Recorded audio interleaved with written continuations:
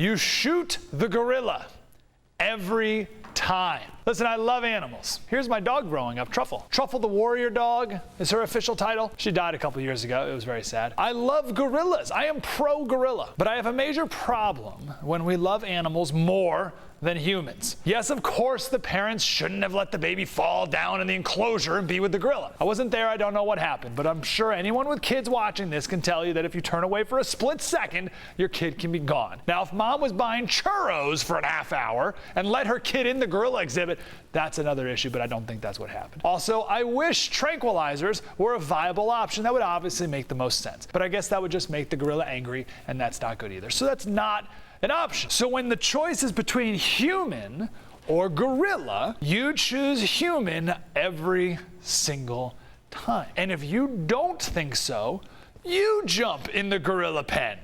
Go ahead, I dare you. Or put your child or someone else you love in that gorilla pen. You'll change your tune real fast. Think about that, seriously. If you don't think you should have, the zookeeper should have shot the gorilla, you go in the gorilla pen. And I'll have a gun, and I'll be standing just on the other side of the bars.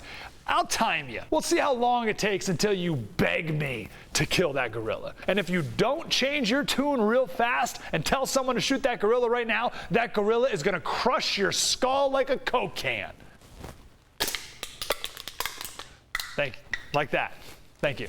The only remorse that the zookeeper should have is that they didn't shoot the gorilla sooner. I don't know what took so long. It took like 10 minutes. Also, a couple things. The gorilla was not protecting the kid. I read somewhere that the gorilla was holding the baby's hand and how the gorilla was taking this child in to be one of its own. You don't know that at all. Stop making stuff up. Stop Disney-fying animals. This wasn't King Louie in this pen. It was a wild animal that has no concept of caring for a human baby. If you think that that gorilla was trying to protect that baby, you're entirely making that up. Now, this is why this matters. Plutarch was an ancient Greek historian, and he said that Caesar Augustus once saw some woman visitors in Rome carrying puppies and monkeys in their arms, and they were embracing and loving them and doting all over these animals. And he asked these two women if women back in their hometown have children or not. He was so amazed that these women were all about these animals, he wondered if they had children. What are you doing loving on these animals? Don't you have kids, or don't